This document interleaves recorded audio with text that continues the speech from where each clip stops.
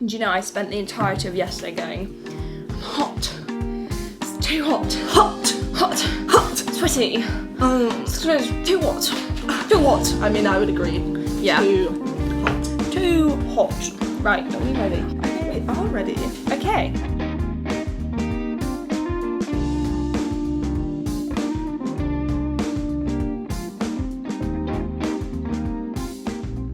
Hello! Welcome back to the SketchPad Pod. I'm Alicia. I'm Honor. And this is the podcast where we talk about creativity, pop culture, and lots more, all while making art. Woo! And this is actually episode 1 of season 2. Season 2. Which we're very excited about. Thanks for sticking with us, guys. I know. Can't believe it. I hope you've all had a nice break. Yeah. So thing is, Alicia's going to uni in September, so we're actually pre-filming. So we haven't had a very big break from filming at all. We've had like a week, a week or two. But it was a nice week. It was a nice We went to Devon. We did. You probably saw like a couple of months ago on our Instagram some art from Devon. So we may talk about like weekly updates or like snippets from our lives currently, but when you listen to it, bear in mind that was for us 2 months ago. Yeah. But yeah. And just so you know, some weeks we'll do the weekly wrap, and some weeks we won't, because some weeks it will be like relevant, but you know. Yeah. So this week is really exciting. We're talking about influential people. I mean, that's that. So yeah, that is the main focus. But shall we start about talking about what we are making today? What we're making, yeah, art-wise. Okay, so in season 1, probably about halfway through, I did some pen designs for stamps that I'm going to make that I want to lino cut. So they're just like little pen outlines of like a range of different things.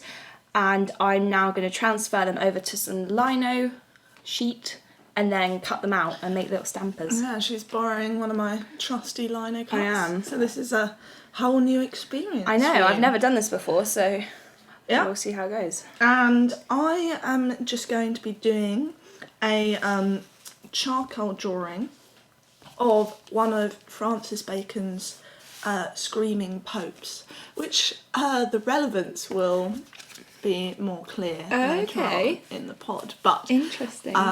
Intrigued. Yeah, I mean, it's originally an oil painting, but I'm going to try and do it in charcoal and just, see how it goes. Lovely. So the first design I'm copying over is this like little mushroom. It's like the classic like cartoon toadstool kind of mushroom. I don't know why, I just quite like it. Fair enough. So that is that. Okay, so influential people. I'm gonna go first actually. Cool. So what were you gonna say? I was just going to say I really like your book there. I know. It's very pretty. So, it's white and gold. It's white and gold. I got this book for Christmas from Mum and Dad that says That's What She Said. And it says like wise words from influential women. And it's got like quotes from really cool women. And it's got and like illustrations. Yeah, so it's got a quote next to a illustration of them, and they're really nice illustrations. They're like watercolour and pen. They're quite unique. They're really cool. By Klimothy Joy is the artist who did it. And then it's got like a bit about their life story, what made them really cool, that kind of thing. So Love two that. of my influential people is based on this. From the book, yeah. Yeah. And then one is just like another person. Mine are just sort of a mix. I've got 2 women and 1 man, and it's just generally people that I found inspiring at some point in my life. I wouldn't say, the thing is, I was saying to Honor, like, if you ask me probably who has inspired me the most, I'd probably like list off a whole bunch of our family members. Yeah, it's like family and friends, isn't it? Because they're like closest to us, so naturally they've had a big impact on our lives. Yeah, exactly. But these people, they're just people to like look up to and be like, oh, you're pretty cool. I like you. So. I've also done it in that like it might be people who people aren't really aware of, so like not the classic, like the people you always hear about. So I've kind of done it just like kind of cool people just to educate people about them because they've done good things. Can we just take a moment to look at Honor's goblet? Yeah, so every week we have a different mug for our tea.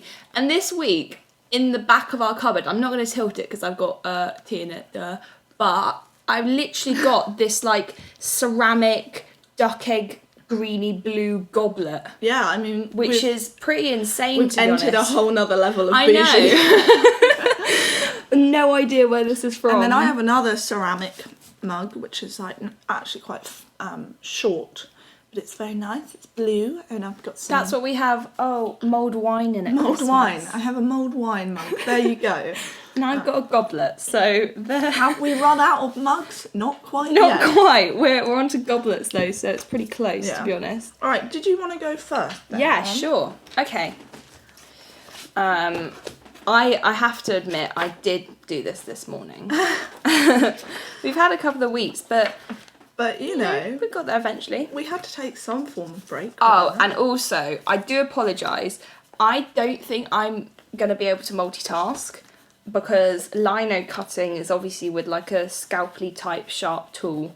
So I don't think I'm going to be able to. And you've got like multiple books on the go. I've got multiple references. But it's right. Hopefully, as I build up my charcoal, you'll be able to see it on screen. Okay, so my first influential woman is Helen Keller. Helen Keller. It's kind of a tongue twister if you say the name.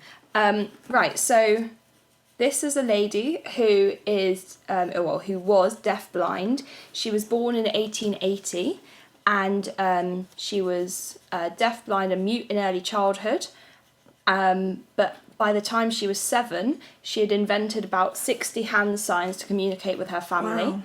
And she learnt a new way to connect with the world and began to spell the names of objects into the palm of her hand, which is now known as fingerspelling. That's really cool. Which is so cool.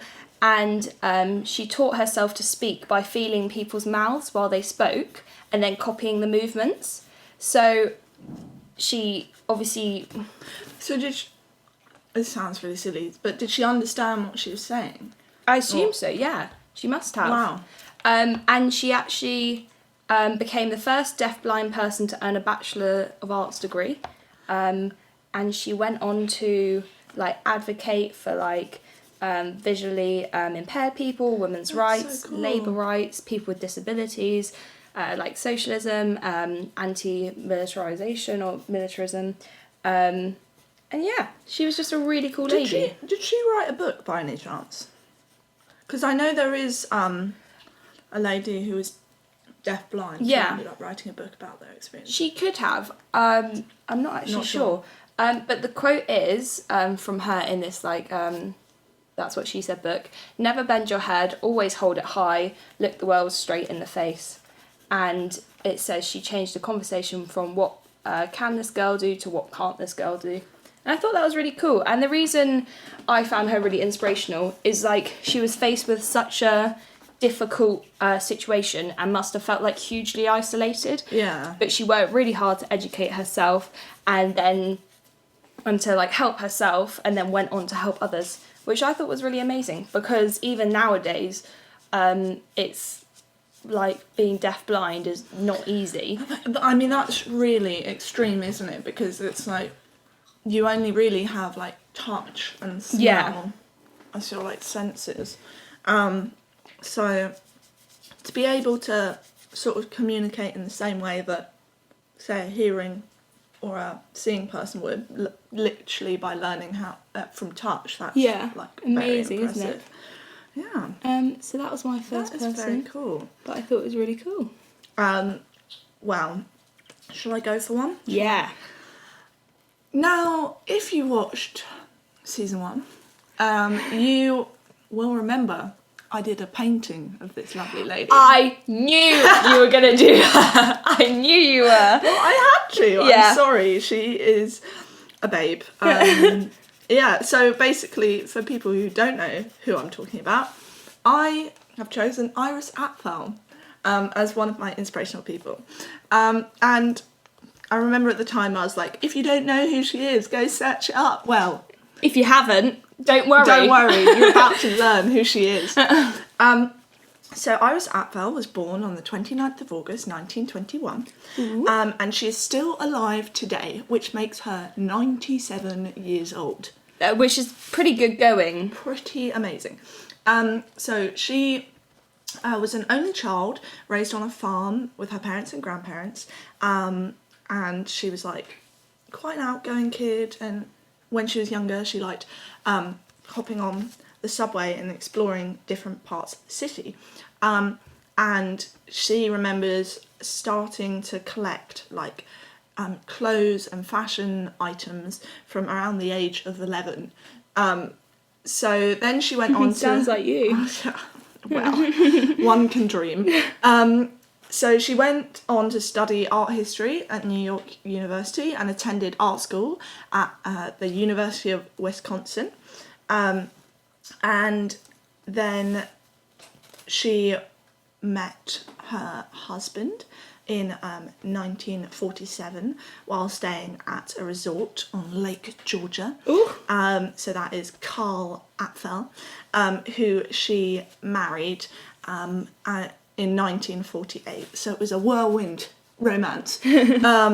Which probably would have been like frowned upon back then, wouldn't it?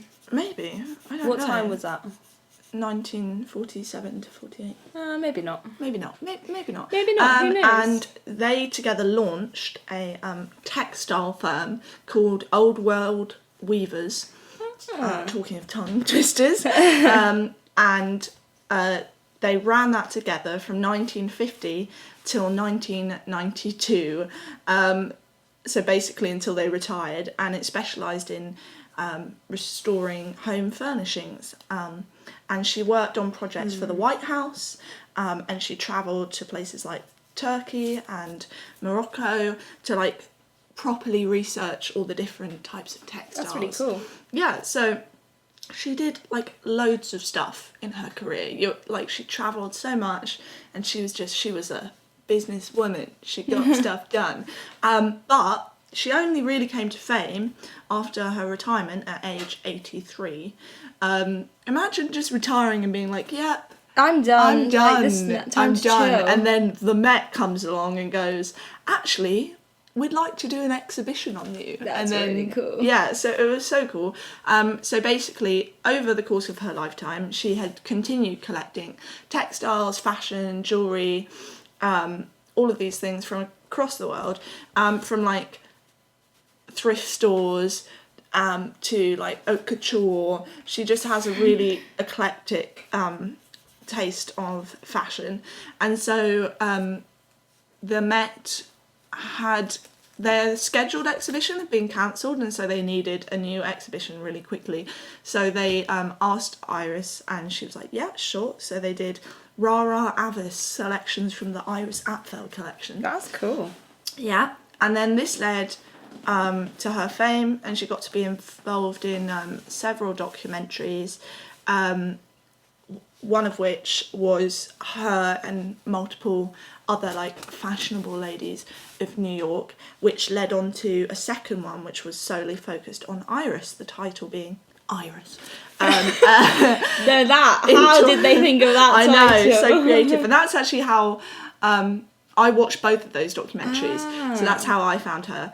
I need to watch these. Yeah, and so sadly though, that same year, Carl Apfel died 3 days before his 101st birthday, on August 1st, 2015. And I have a few quotes from her. You know what? She's in this book as well. So, is she? Yeah. Oh, I know, so I'll grab a quote. Babe. See Yeah. you go first. While I so find it. she put, I always like to do things as if I'm playing jazz. Try this, try that. With me, it's not intellectual, it's all gut. It's totally the involvement and the process, which I liked. And I've got one more. There is really no substitute for experience. You must have experience and be open to experience. That helps a lot. Most importantly, you have to be yourself. Be who you are and take the time to be open and honest with yourself. That is what it's all about. If you don't know yourself, you'll never have great style. You'll never really live to me, the worst fashion faux pas is to look in the mirror and not see yourself. Aww. And this one is, when you don't dress like everybody else, you don't have to think like everybody else. Yes, queen. Which I love.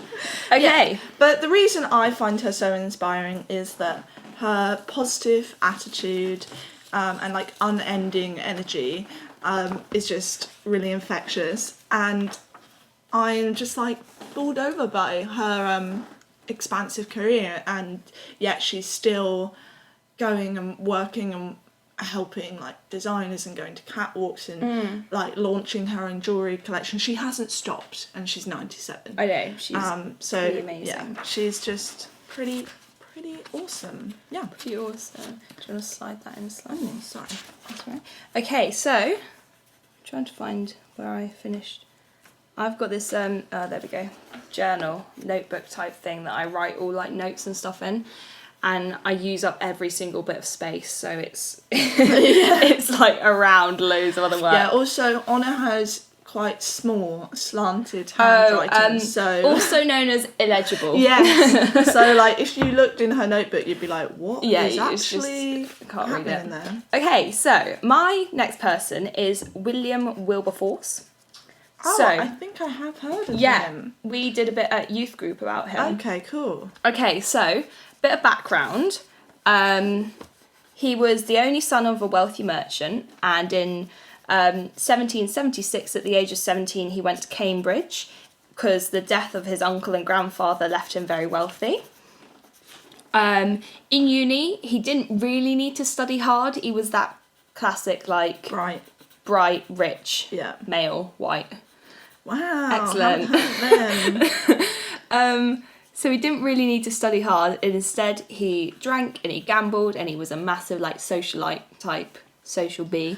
I'm assuming there's a butt coming at some point. Yeah, there is. This isn't me just like, I just think he is so cool, like so unique.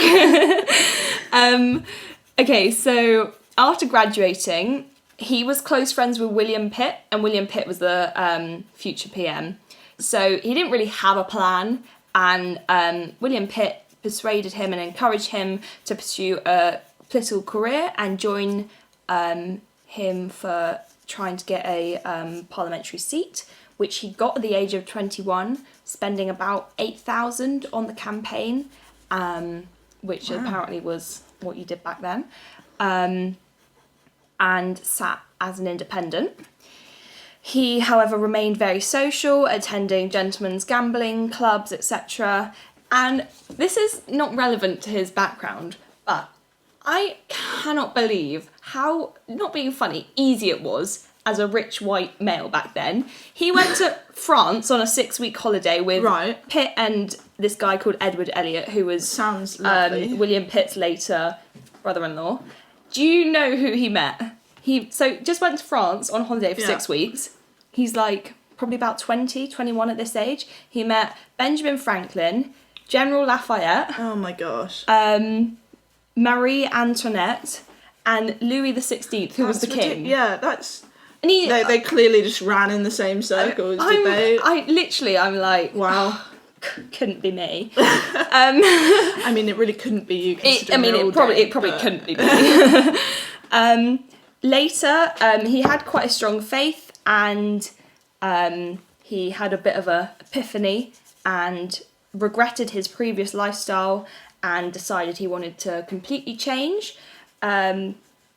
So he actually was in contact with a group of anti-slave trade activists, people who he must have just met in like political circles, and they persuaded him to take on the cause of the abolition of slavery, and he then became one of the leading English abolitionists. Oh, it's such a tongue twister. Such a turnaround in his early years. Exactly. So he headed the parliamentary campaign against the British slave trade for 20 years until the passage of the Slave Trade Act. And he kind of dedicated the rest of his political life to the abolition of slavery. That's so good. And he continued his involvement after he resigned from Parliament, and the campaign he led to the Slavery Abolition Act of 1833, which abolished slavery in most of the British Empire. He died actually just 3 days after the passage of this act was so assured. he didn't really get to see the full outcome of his work then? Well, no, but at the same time, 3 days after, he kind of had achieved what he wanted to, sort of just in time. So I think the reason I think he's really inspirational is he was rich, he was privileged, he coasted his way through life just due to the wealth of his parents, like many people did and still do. Yeah. But he actually changed it round for good and worked to benefit others, which I think was really impressive, and not necessarily impressive, but inspirational, because he was like so many people that time, but he actually really worked to do something good. Reevaluated whether this was... because, quite frankly, he could have coasted for the rest of his life, paying his way through, not particularly based on skill, I guess. And he didn't. He'd actually worked towards a cause that was obviously incredible and really necessary. So, yeah. Very nice.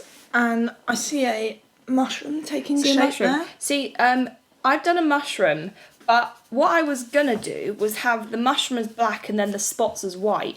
But I've realised I've actually done it the other way round. Yeah. It's kind of confusing. It's hard to get your head around it. The first time you do it. But basically, when you're cutting into a lino, the bit that you're cutting into will then become like white, or the negative space of the paper. So Honor's cut away the flesh of the mushroom and left the spots. So, but I guess it depends also what colour paper you then do it on. I kind of figured I'll do another one in a minute and do it the other way around, and then I'll have You'll have both. What's a pair of mushrooms? Pair of shrooms. Well, considering we've done 3, so we're about halfway, should we take a little break? Yeah, it sounds good to me. I'm very sweaty. And with that, maybe you guys can remember back to sort of late July, the really hot time. Yeah, we are in the middle of the hot weather. It was 35 degrees yesterday, and I was saying just before we started the pod, I literally spent the whole day going, I'm hot. It's too hot. It's too hot. Hot. Yeah. I mean, who knows? It may get even hotter from here.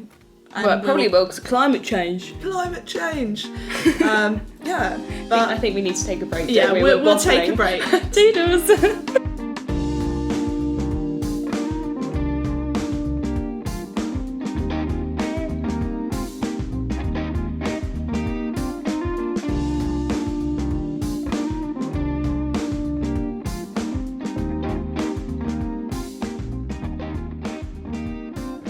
Yo, we're back and we're better than ever. I really regret going in with that that was just... Yeah. Did that leave you quite disappointed with myself, yes. Right. Okay. Well, we're hopping straight back in, I guess. Yeah. And it's my turn, so... Yes, my next person is... I don't know if you'll have heard of her, to be honest. But her name is Claire Wineland. No. Okay, we love that.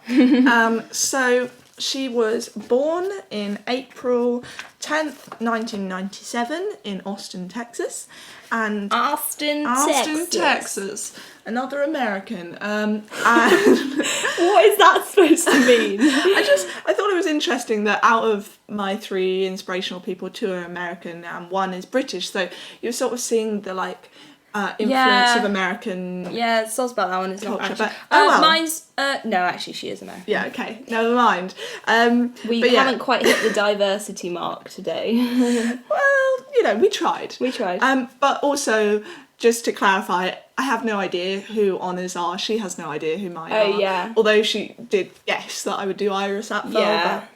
But clearly she doesn't know who Claire Wineland is. There you go. I was half expecting us to do the same people, because we always manage to do that. Yeah, that would have been funny.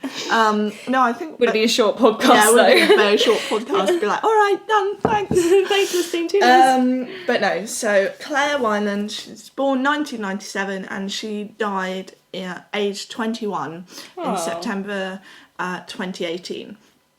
Oh. And the reason for this is because she was born with a terminal disease called cystic fibrosis. Oh, sure, right. So if you don't know what cystic fibrosis is, it affects the distribution of salt and water in the body, causing a build-up of mucus in organs such as the lungs and the liver, and it can cause severe lung disease and organ failure. So not a fun it's a one. pretty harsh disease, and you're only born with it. It's not something that you can catch. So she spent a lot of her childhood in and out of the hospital. And when she was 13, she had lung failure and was placed in a coma with a 1% chance of survival. Blimey. Yet, she beats the odds. Woo. And at 13... I feel like I need to stop with the ad-lib. I don't think I don't think it's great. Encouragement. We love it. So at 13, after surviving the odds, she became the founder of her own organisation called Claire's Place Foundation, which provides financial and emotional support for families with patients suffering from cystic fibrosis. Really because, for example, a lot of the time families, you know, if a patient's in, they'll be in for an extended amount of time, and obviously in America, extended stays is quite expensive, especially if the family, like one of the family members wants to live in with them, it's all going to add up. So they really need free healthcare over there. Yeah. Yes. Can't relate. Sorry, that's really we love unnecessary. The NHS. Yeah, okay? we do. Just repping the NHS. Woo. But yeah, so I mean, 13, she had already set up her own foundation. That's good. And then I was watching a documentary on her, and I've known about her for a little while, but I was just refreshing my memory. And around the time of the coma, a lot of her family members said that she really had a new outlook on life, and she seemed to like wake up with this sort of like old soul about her. And so she went on to use her unique perspective on life as a YouTuber, which is where I found her on YouTube, and a motivational speaker going on TEDx talks, and being a part of My Last Days docuseries, which again I watched, directed by Justin Baldoni. And for any of you Jane the Virgin fans, he... yes, I'm sure we got many of them. Yeah, I know. He plays Raph in that. But he's also done a lot of like stuff for charities, and he's a big motivational speaker and just an activist in general, so he's pretty cool. And in August 2018, she underwent a double lung transplant, and not simple. Yeah, and so it like some of her subscribers and people had like helped fundraise for this, and yet sadly she suffered a stroke afterwards and passed away.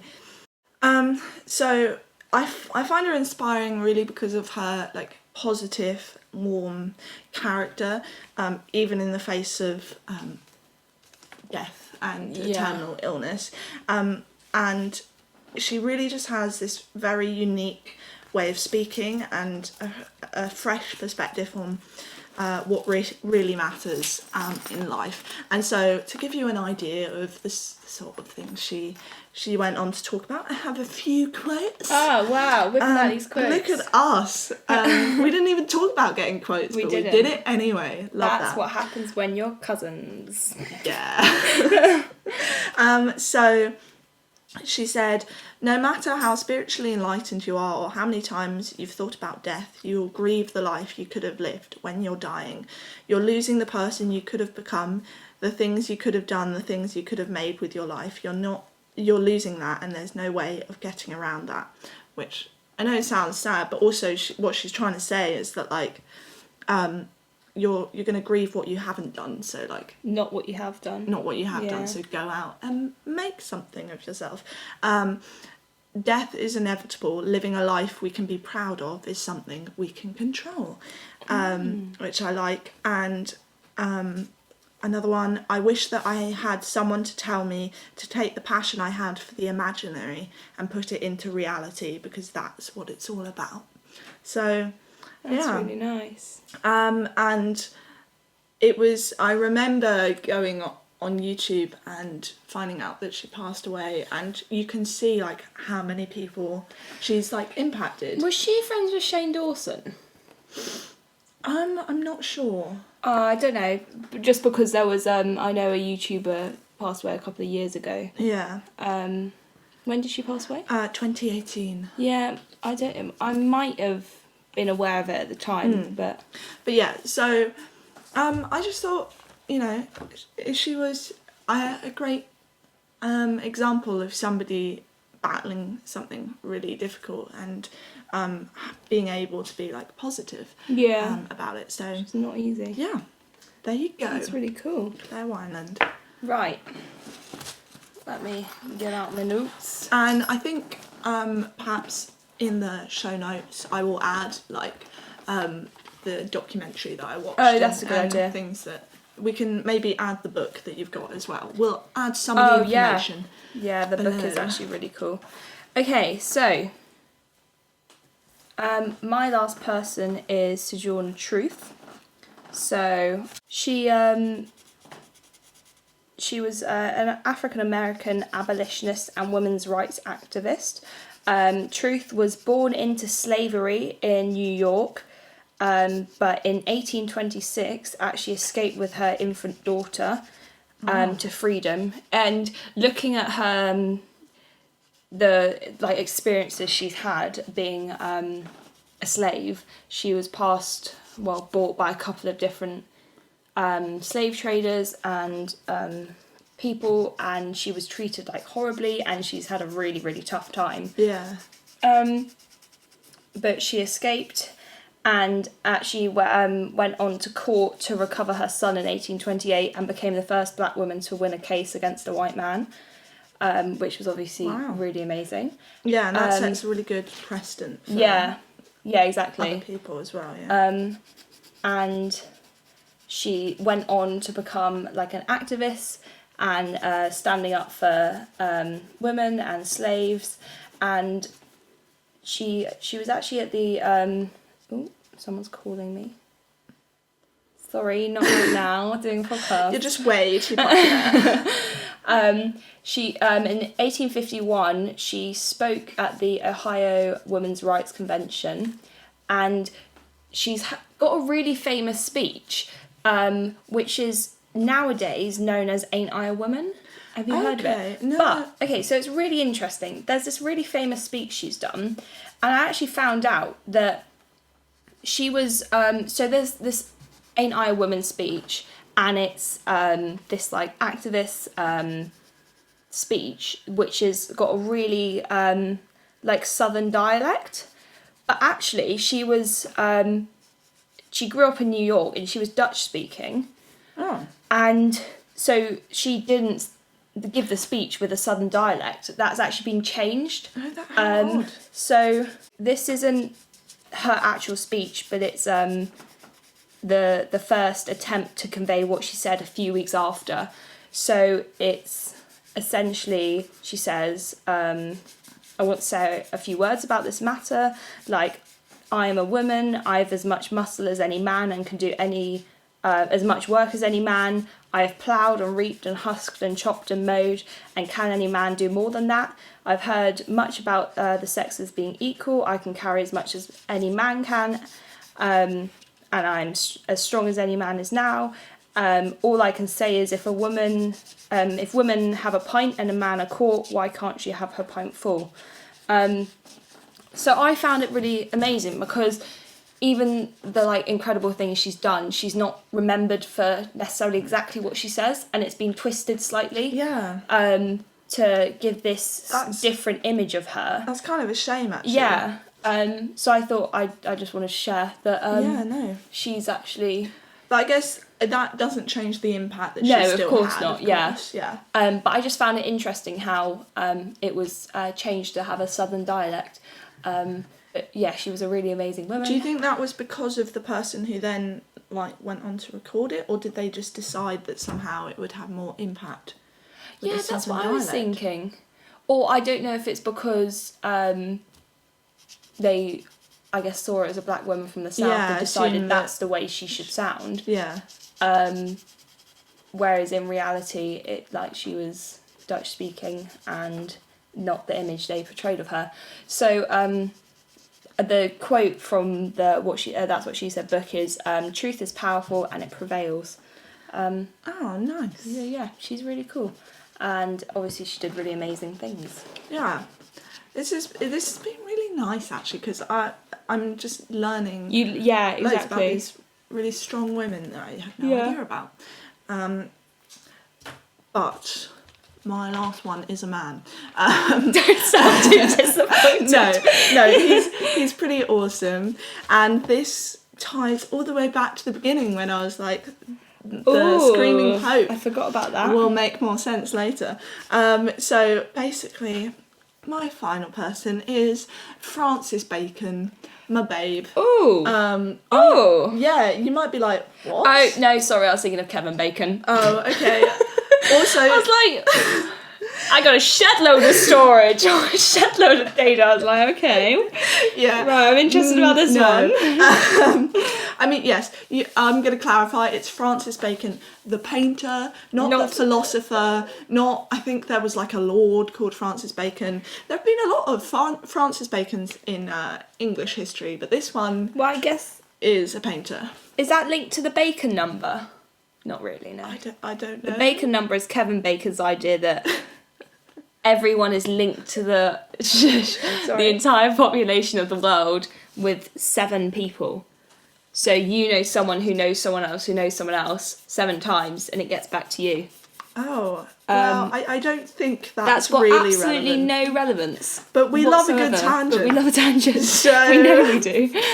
On that note, should we actually talk about Francis Bacon? So, Francis Bacon was born in... Bacon. Was born October 28th, 1909 in Dublin, Ireland. And he died April 28th, 1992 in Madrid, Spain. Ooh. Yeah, so he was homeschooled because he suffered from asthma. Can't relate. Leash was very asthmatic. I didn't have to be homeschooled though, so I don't want to act like mine was as severe as his. But, no. You know, I recognise the struggle. No, and then he left home at 17 years old because his parents didn't accept the fact that he was gay. Oh dear, I heard that one before. Yeah. And he then travelled to Berlin and Paris, where he got to experience some of the gay nightlife, and also visited lots of galleries and just, you know, had a bit of a party time, just Love had a it. good fun time. And then after that he moved to London, where he shortly worked as an interior decorator, but also he started to teach himself how to paint, starting in the Cubist and Surrealist painting styles, which is not what he is actually known for now. But sorry, slight tangent. Yeah. But what I find really interesting is I've been actually for episode 2 researching painters, and I assumed painters would just have one thing that they did. No. But I've like discovered painters who like do a bit of fauvism, then like merge into like cubism, and I was like, oh yeah, so that was really cool. Yeah, it's very true. I think also it's like a lot of young artists are inspired by artists before them. Yeah. Hey, look at me doing a copy of Francis Bacon's work. And so you have to like play around with a lot of different styles or a lot of different topics. But yeah, to me, I still find it crazy that there are artists who will end up doing like one set thing for the rest of their career, but a lot of people. But there also is a lot of people that don't do that. So, and that doesn't really get talked about that much. But yeah, so then, despite being self-taught, he was starting to catch people's attention, and he was included in his first group exhibition in 1937. Ooh, who does that remind me of? Who? Me? You. Oh, hi! Lisa did a group exhibition. Yes. So to catch up on that. If you remember in the 5 before 25 episode of season 1, if you haven't watched it, go back and watch it. It's actually our most popular episode. Wow. One of my things was that I wanted to be shown in an exhibition, any exhibition that wasn't like a school one, and I'm really happy to say that has happened. My art collective GWAC had their first group show in Aldershot, so I was very happy. And one of mine was I wanted to do a triathlon, and I did a triathlon like 2 weeks ago. Yes. Which was that. Very difficult, I won't lie, but I did it, so it was good fun, so I'll do it again. I'm especially impressed because like a few weeks before I was like, oh, so your triathlon's coming up, and you were like, yeah, I better get training. I was like... I did it with my brother, and our so it was a sprint triathlon, so it was 500 metres swimming, 23k cycling, 5.8k running, and our training consisted of running about a K the night before. Oh my life. We just ran around the lake. But yeah, it was good fun. Yeah, don't try that at home, kids. Actually do some practice. No. But anyway, where was I? So between and that was an exhibition called Young British Painters. And then between 1940 and 1950, he began what is perhaps his most prolific period of painting, where he did works such as 3 studies of figures at the base of a crucifixion, and his Screaming Pope series. Ta-da, Screaming Pope. If you're watching the visual version, this is sort of like it, but worse version. It's like a charcoal drawing of, a screaming Pope. Yeah, so it's based off Velázquez's portrait of Pope Innocent X, and basically Francis Bacon had a big thing of like distorting images, or like crumpling up old photographs and then like painting them, and so he got really obsessed with this painting and did a whole series of like this screaming Pope, which is kind of scary but interesting. But yeah, so basically Bacon managed to tap into a universal feeling of suffering within his work. His work was figurative. It used bold colours, exaggerated forms, and altered proportions and features. He painted portraits of fellow artists Lucian Freud and George Dyer. Yeah, I'm getting Lucian Freud vibes. Yeah, actually. Lucian Freud is another babe of mine. I love his work. He also does very like kind of not scary but like quite intense, unsettling things.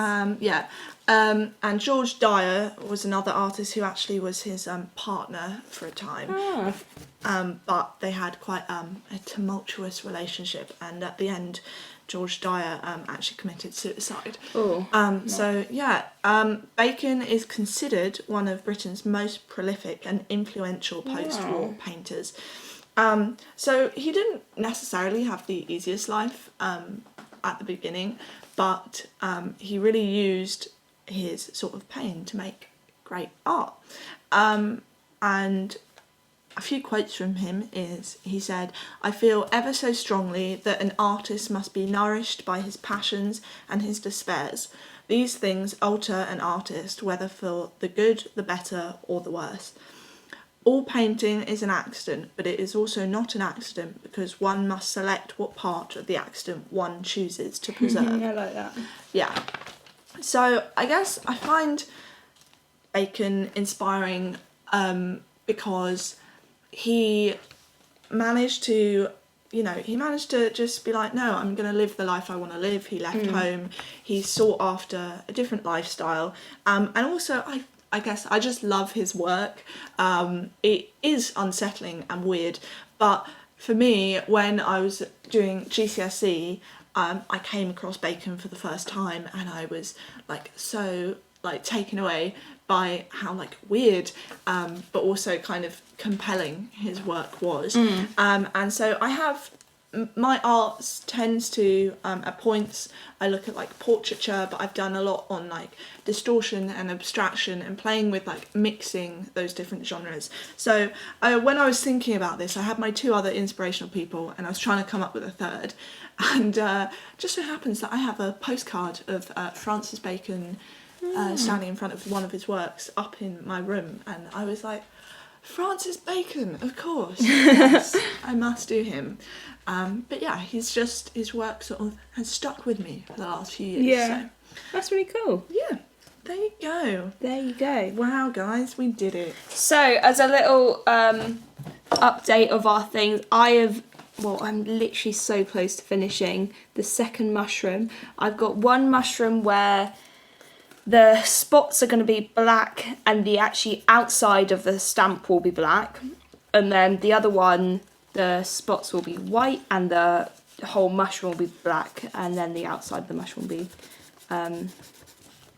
nice. White.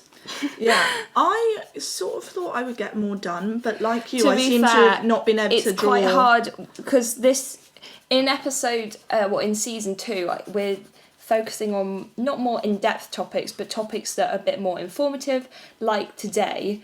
So it's quite difficult to do both. Yeah, it's quite difficult to do the art and... We want to provide something interesting for the listeners, but also the viewers. Yeah. And obviously we'll keep trying to find the balance with that. Well, to be fair, because one of us is talking at a time, it kind of means that you just... at least one of us is doing some art. One of us is doing some art. But yeah, so...